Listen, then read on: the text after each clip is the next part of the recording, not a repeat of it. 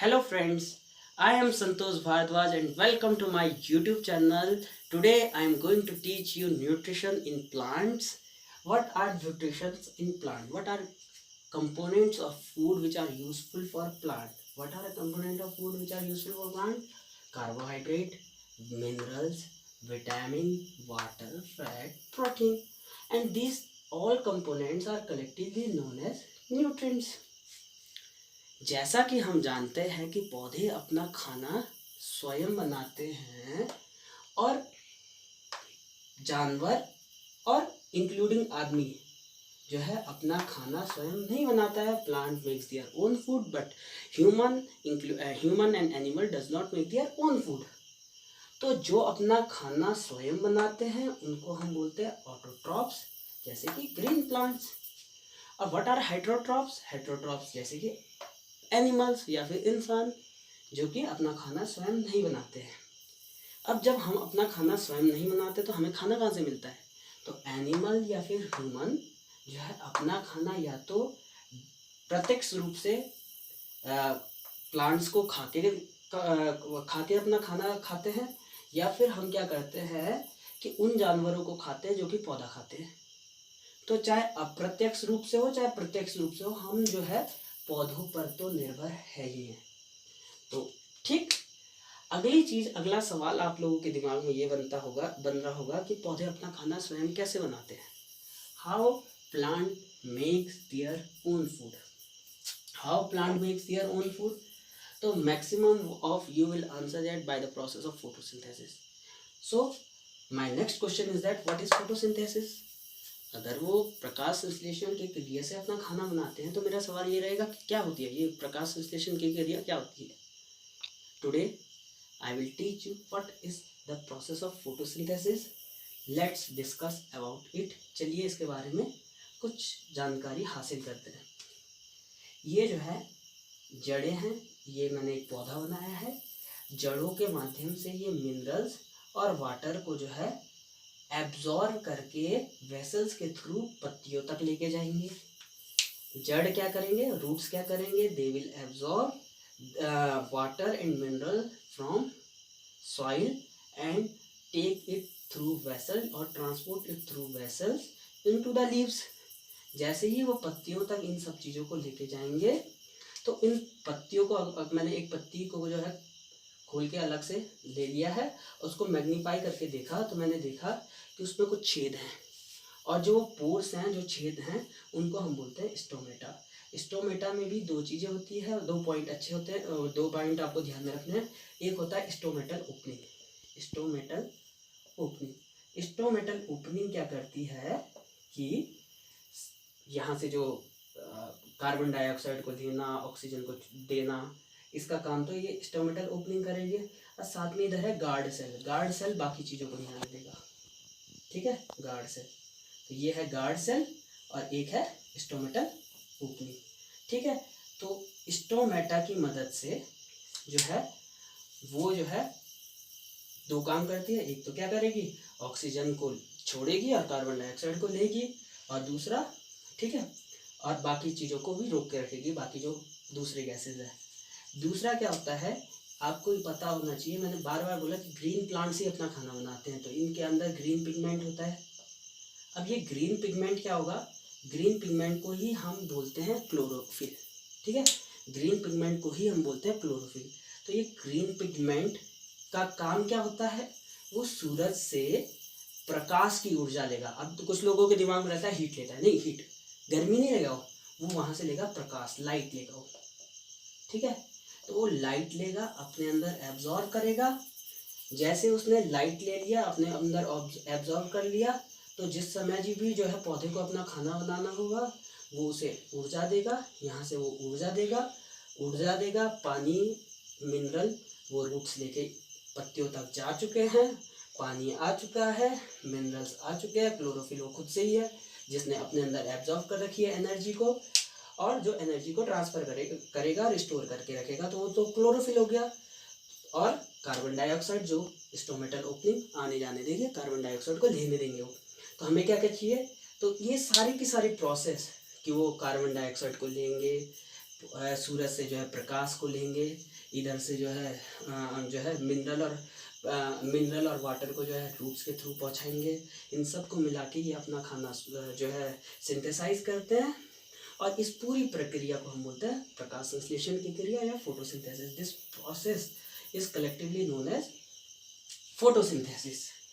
तो अगर आप इतना कुछ समझ में आपको आ चुका है, क्लोरोफिल क्या होता है, फोटोसिंथेसिस क्या होती है, और आपको उससे भी ज़्यादा देखो, क्लोरोफिल तो मैंने बता दिया, ग्रीन कलर का पिगमेंट ही क्लोरोफिल है, जो कि अपने अंदर जो प्रकाश की ऊर्जा को जो है एब्जॉर्ब करके रखता है, जो कि बाद में मदद करता है आपको पौधे को खाना बनाने के लिए।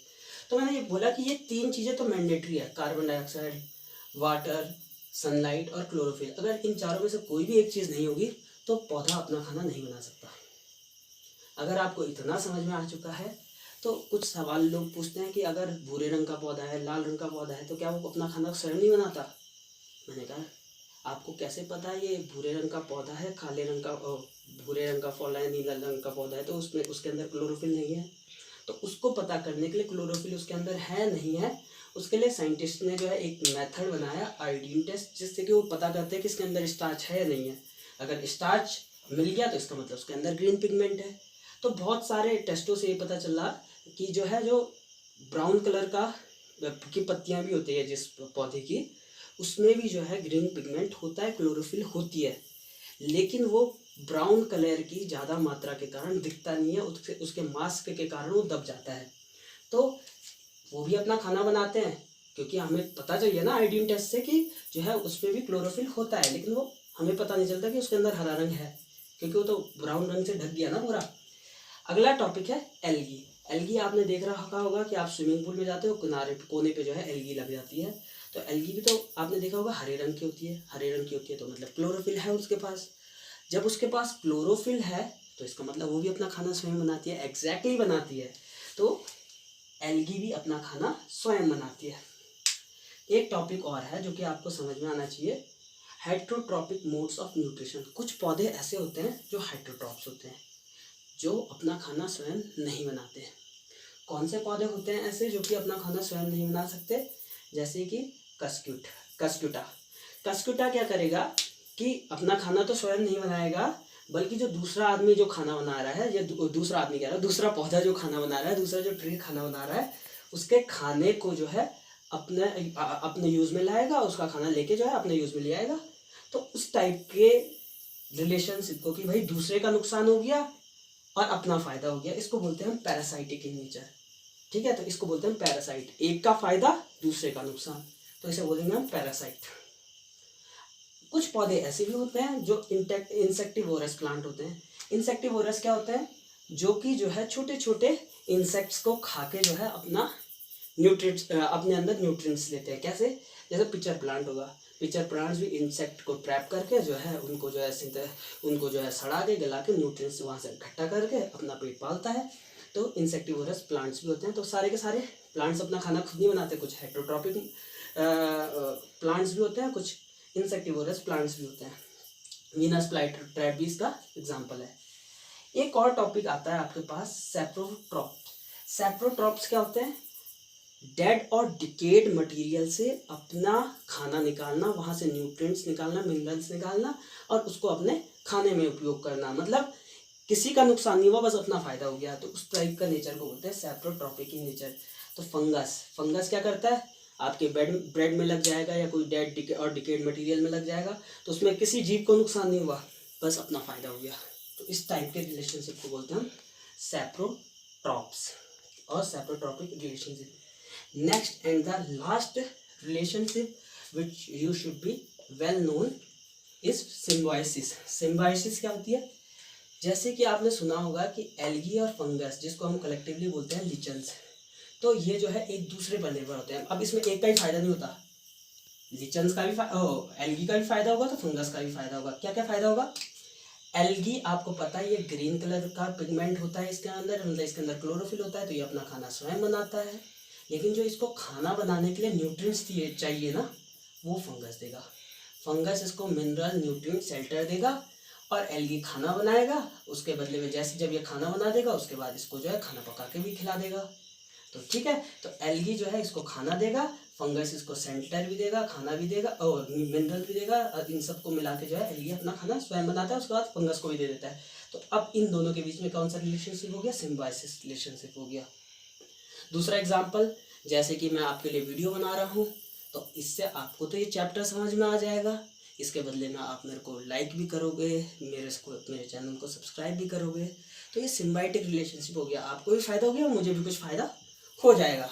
तो समझ गए होंगे आप तो सिम्बायोटिक रिलेशनशिप को। अगला है राइजोबियम बैक्टीरियम।